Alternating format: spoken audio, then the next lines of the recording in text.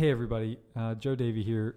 Thank you for tuning into this week's Pipeline Podcast with Matt Heinz. Matt, as you know, is an incredible marketing leader in the Seattle area, and he shared his insights into how marketing needs to be a part of the buyer's journey at every stage, from the top to the bottom of the funnel, and how sometimes it makes sense to create content for one person instead of many.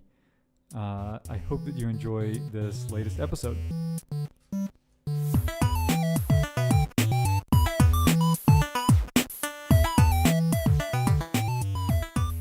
Welcome to the Banzai Pipeline Podcast. Today we're sitting here with Matt Heinz.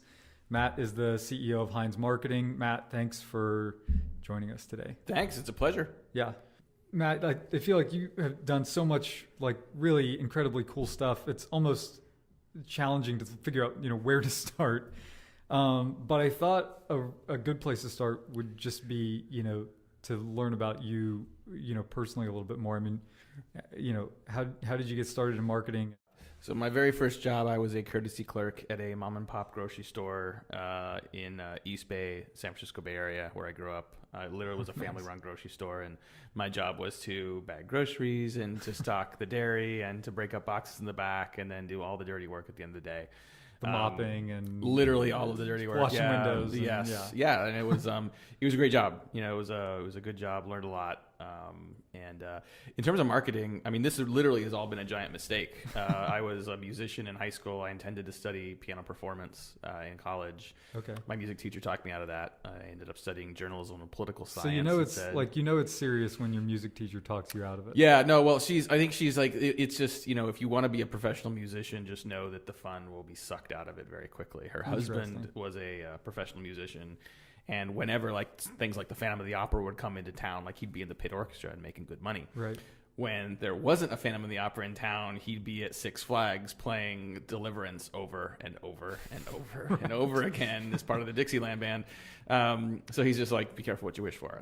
So long story short, studied journalism and political science, became a reporter out of school, loved the writing, hated the career, I realized. And where were you reporting? I was a reporter for the Bremerton Sun. Oh, nice. Which was, for those not familiar with Seattle, it's on Kitsap. the Olympic Peninsula, Kitsap County. And I was stationed in Olympia, so I was the state government reporter for Kitsap County, essentially. And I really did enjoy it. I didn't see it as a longer term career. My then girlfriend, now wife, was in Seattle starting her teaching career. Yeah. So you had some incentive to be closer to Seattle. For sure. Yeah. I mean, I like Seattle. Olympia's fine, but didn't really see a long story. And then also, I think I looked at the time, I wanted to do Woodward and Bernstein. I wanted to do investigative reporting. And I think I started to see that being not just a long ways off, but something I started to see other things that were interesting to me. Right. I'd taken some PR classes in school, and so I ended up going to a PR firm in Bellevue, worked there for a couple of years. One of our clients was Microsoft. Talked one of them into hiring me. So I worked at Microsoft for a while. And that's where I really started doing more B2B marketing. In a couple of the groups we worked in, I started doing more sort of buying journey, customer journey marketing, started to think more about sort of the revenue outcome of what marketing represented. Yeah. Went to a couple startups for about 7 years total and really dug into it. They were B2B companies, where 7 years is a long time, in startup. I was at one for about 5.5 years. Wow. Went through an IPO, went through the up times, went through some downturn and some layoffs. Yeah. Not always fun, but it was in that first startup where I really learned the power of sales and marketing working together. Right. We didn't even realize it was sort of a special or unique thing. It was just marketing had a goal that sales had as well. We just worked together. I mean, in that environment, actually, marketing ran the inside sales floor promotions. And we didn't think it was weird. We're just like, okay, well, we'll take it on and we'll do it and we'll do it together. Right. And then about 10 years ago, I just decided to try to do my own thing, which was a really bad idea because it was November 2008. The market had just tanked. My wife was pregnant with her first child, and decided to give up my salary and try to do this on my own. Well, like they say, you never want to start at the top and work your way down. So it's a lot better to just start at the bottom. If I can make it in the Great Recession, I guess it might. Well, the other advantage of being a consultant is, there's no inventory, there's no real estate. I mean, it was me, a laptop, and a bus pass for the first year. Honestly, there weren't employees; it was just me, and it was enjoyable, and I was able to sort of eke out a living for a while, and then it started to grow. Yeah. How many people are you guys up to now? We've got 12 people based in Redmond. We've got clients all over North America. And we really kind of refined what we do around this idea of helping people build a predictable pipeline. Yeah. The fact that a lot of B2B companies ended up doing random acts of marketing and sort of sporadic things that create lumpiness in their pipeline. Sometimes they hit their numbers, sometimes they don't. Right. So we created an approach and a methodology to really help iron out that lumpiness and give companies a little more predictability and scalability in their sales pipeline development efforts. You wrote a LinkedIn post a couple of weeks ago, and I'm sure that you've done other writing about this topic of how sales and marketing can work together. And a lot of companies traditionally think of this as horizontal, like marketing is top of the funnel, sales is the bottom of the funnel. Yeah. And you were kind of saying to turn that on its head. Can you maybe elaborate on that? Well, not necessarily to turn it on its head, but just to recognize that, especially when you're doing enterprise selling, when you've got these complex buying cycles, it's not enough for marketing just to be done when a lead is generated. And it doesn't really make sense necessarily for sales to just automatically appear in the middle of the process as well. I think there's a role for sales and marketing at every stage of particularly an enterprise buying process. Yeah. Marketing may lead at the top and sales may lead at the bottom. Yeah. It's unfair for marketing to throw their hands up and say, we're done once the lead has been generated. Right. Like, here's your MQL. Right. Good luck. The lead could have been generated 3 years ago and the prospect wasn't ready. Right. And so what are you doing to move them from a passive state to an active state where they understand there's a problem, where they have seen some kind of insight or reframe that gets them to actually challenge the status quo inside their own organization? There's plenty you can do as a marketer to not only increase urgency and interest amongst leads that have been generated months, quarters, years in advance, but I also think there's a huge opportunity for marketing to impact deals that are just about to close. I mean, let's say it's the last week of the quarter and you've got 2 deals that are going to make or break whether your company hits their number, not the sales team, but the company. Right. Most marketers say, like, they're done, right? I mean, I wish this was just a funny story. There was a company we worked with where the end of the quarter, sales is grinding it out. The sausage making of closing those deals sometimes is not pretty. Right. Sales is trying to hit their number. Marketing is literally at the bar celebrating that they hit their retweet goal for the quarter. Right. Their retweet goal, right? So what I would rather see is that marketing team go in and say, why aren't these deals closing? Right. Who's the member of the buying committee that has not said yes? What is their objection? Right. Let's create content for an audience of 1, right? Which most marketers would say that's ridiculously inefficient, because a lot of marketers are focused on what we think of as the marketing of more. I want more clicks. I want more traffic. I want more likes. I want more lists. Like, more has its purpose, but at the end of the quarter, for you to hit your number, you need a specific message to a specific person to get them to say yes like everyone else in their organization. Yeah.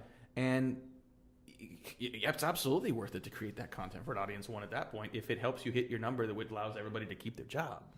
So almost the idea is, marketing may be doing 90% of the lead gen work at the top and sales may be doing 90% of the, sign on the dotted line at the bottom.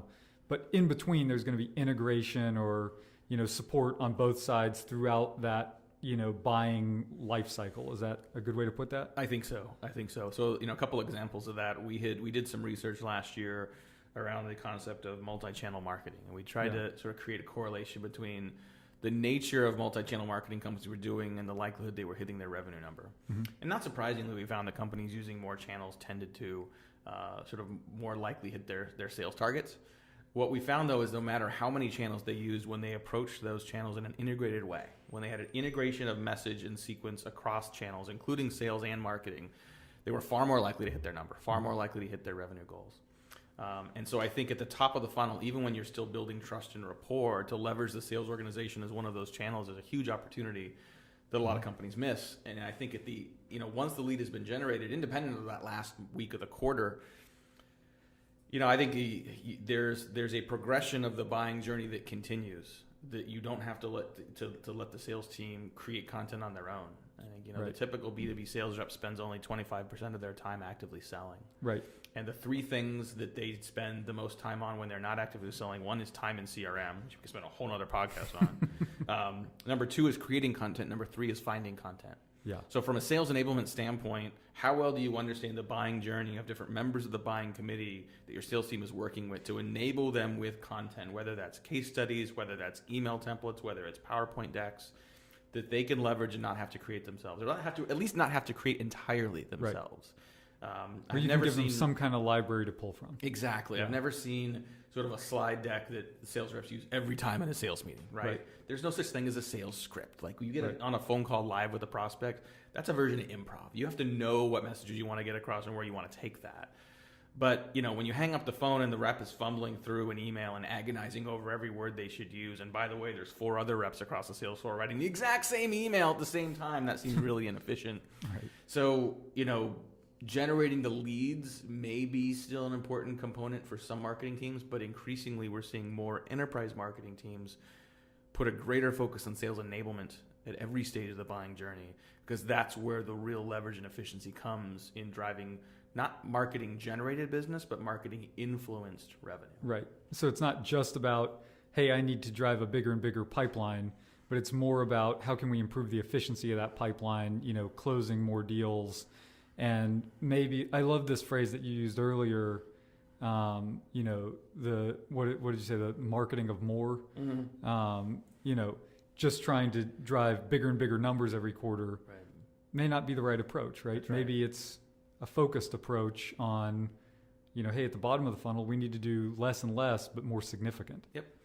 Yeah. And I think, to be able to have that mentality that, we're going to focus on the metrics that matter, that we're not going to tell the leadership team that we care about open rates and click rates and social follows. I mean, those may be important components of building an audience and building a brand and building trust and rapport in an industry. But, you can't buy a beer with a marketing qualified lead. The metrics that really matter are at the bottom of the funnel. Right.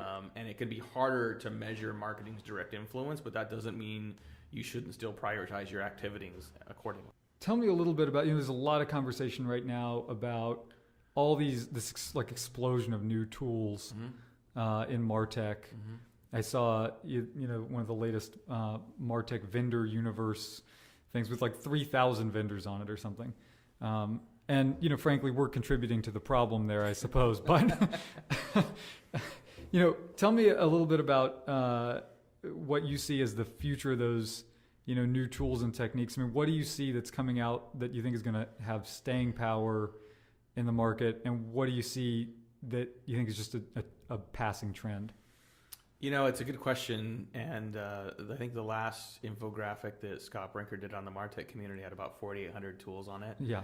And every time you see more and more acquisitions and consolidation, we assume the number is going to get smaller. It's not. I think that, it's becoming more and more efficient for us to solve smaller and smaller problems. Mm-hmm. And I think when you look at, if you're an organization looking at your sales pipeline overall, the marketing and the sales, there's a million tools that can do a million things, but I think you have to start by looking at where are your constraints, mm-hmm. where are the bottlenecks that keep you from doing more or doing more efficiently. Mm-hmm. That's where you want to go find technology that can solve for that. Where are you doing things manually that should be done in an automated way? Where do you have people doing things that should probably be done by robots and can be done just as well, if not better, by robots? Right. So like an example of that would be chatbots on your homepage instead of live agents, or? I think chatbots on your homepage is one place. I think, the tools like Outreach and SalesLoft that create a systematic way of keeping up with a follow-up sequence with leads, as opposed to making you remember that and set a bunch of reminders in your calendar. I think those tools are valuable. There's a tool called Lead IQ that is basically it's a sidebar on the side of my browser. And if I'm on LinkedIn and I see someone that I care about and that I want to add to my list or add to my contact list, I click one button. It finds their phone number and email address. It adds them to Salesforce, and it automatically adds them to an Outreach or SalesLoft cadence of my choosing, all with one click, right? Yeah. And that would have taken me probably 15 to 20 minutes if I was doing that manually. Right. So I think those are examples of places where you can create some great efficiency. I would say too often we look at technology as the strategy as opposed to the implementer of the strategy. Right. And I'm a big fan of starting things, assuming things are manual until you prove that they shouldn't be. Right. One of my favorite tools for inside sales organizations is just a checklist. We've developed with some clients, like a beginning of day checklist and an end of day checklist, a before you call and a after you call checklist. A here's how to nurture your network checklist. I mean, I have in my backpack right now, I have a laminated piece of paper, and it's laminated because I travel a lot. It's my daily do list, and it's a reminder of those daily habits I want to follow to feed my network, to say happy birthday to people, to follow up on my calendar from yesterday, to look at some of my LinkedIn alerts of new people that I should be adding to my prospect list. I've got a checklist so I don't have to think about it. I've got a checklist so I don't have to remember it. I've got a checklist so that I'm doing the daily discipline things on a consistent daily basis. Some of the things on that list are aided by technology. Yeah. Some of them just are more efficient just to have on a list and get done after a minute or two. And so I like what you were saying earlier about how the tools, can help you do this. I mean, there's a big conversation going on right now around AI and how AI is going to replace all the jobs and everyone's going to be out of work. Yep. And it sounds like kind of what you're saying is, maybe not. Maybe AI is going to be a tool that can help you do things faster, or just technology in general can help you do things faster. Yeah. But maybe it's not going to replace that human relationship. Well, I think there are some that are looking for it as a way of replacing human relationships. Yeah. Do you think that's a good thing or a bad thing?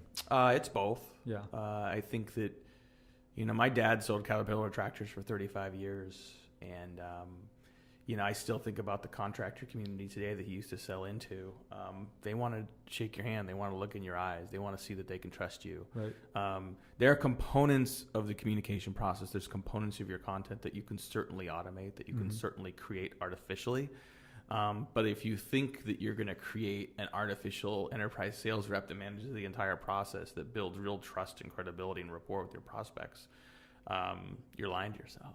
Yeah. For decades, we've claimed that this new technology, this new automation is going to make people obsolete. As early as the 30s and 40s, as computers started to take over, like, oh my gosh, what are people going to do with their time? So I think the question isn't necessarily are we replacing ourselves, but are we adding more value? Right. Is this a more valuable way of doing business for both sides? Right. And I think there's an awful lot of benefits to AI in terms of making better decisions, being more precise. One of my favorite applications of AI in selling and marketing is account selection.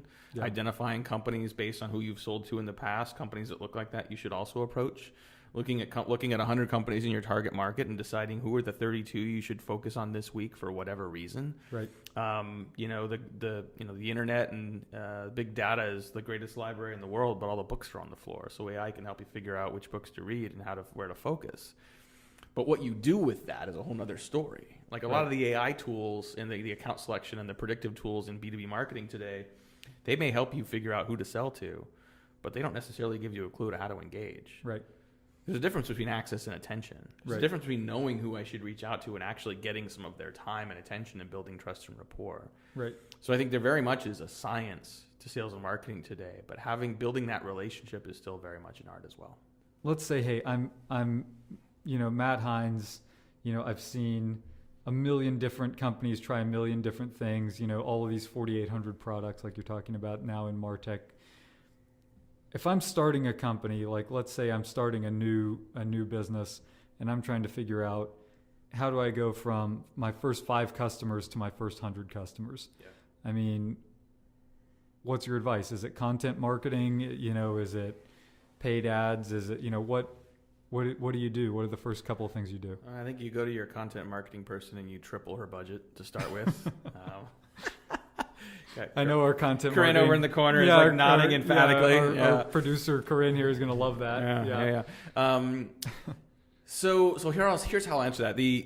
So Gartner did some sales readiness research last year, and they looked across a bunch of different markets, and they found that in any given market, about 3 to 4% of companies in that market are actively buying. They know they have a problem, and they're actively short-term looking for a solution. 46% of those prospects, the people in those industries, are what they call poised.